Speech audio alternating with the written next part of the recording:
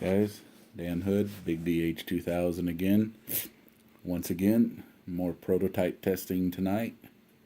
I thought I'd give you guys a preview so you can have a look. Some of you will remember sometime back I developed what was called the X-90D. There's two models.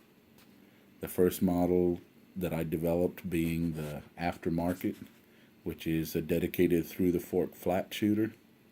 The other one being whatever you want to call it, straight factory, straight out of the factory, just the way it comes.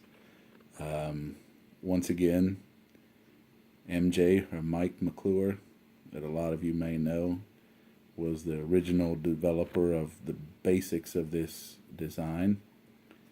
And then I took it to the next level, putting it in CAD, making some modifications to do the through the fork variation and all of that. But here's one that's more in line with what Mike originally developed, or MJ originally developed.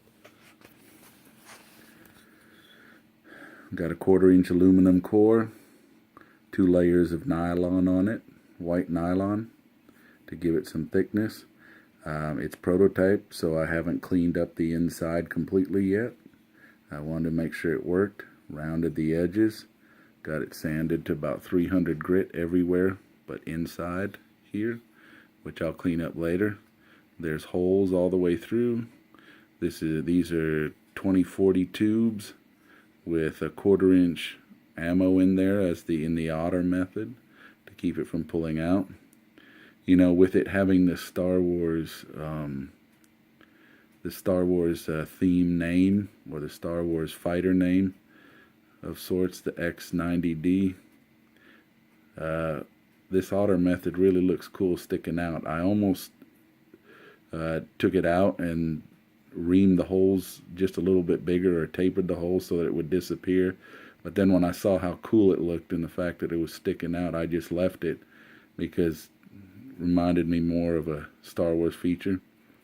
Okay, the white nylon was chosen once again, Star Wars, and it's also textured. I won't go polish on it. Then at the other end, I followed some instructions from Mr. Muley, Mike, Bean Flip himself. This is a really thin pouch, but then I've got 1745 cuffs on here to hold it. The reason being is these are very hard to put in, these 1/4-inch ammo. So I put them in first, ran the tubes through, then came up here and tied this on, tied the pouch on.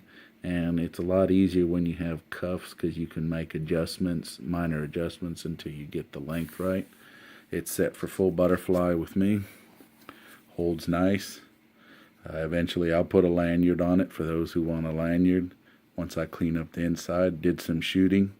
These are only 2040, so basically I lobbed 3/8 ammo, 10 meters. I need to buy some smaller ammo to throw around. I mainly just keep 3/8 and bigger.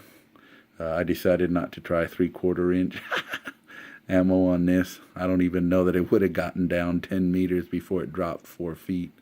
But anyway, I lobbed some ammo down there. It sits well.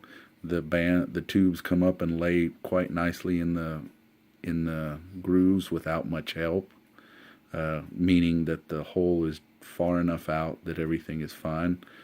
I was worried that if it didn't seat right, I may have to move the hole just a touch further out to the edge.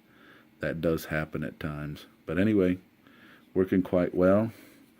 I'm enjoying it. It's seating well. The band, like I said, the tubes are seating well. So now the thing is to just get ammo that fits the tubes, or put bigger tubes on it with the otter method, and clean up the inside, and then this prototype will be done. Hope you guys like it.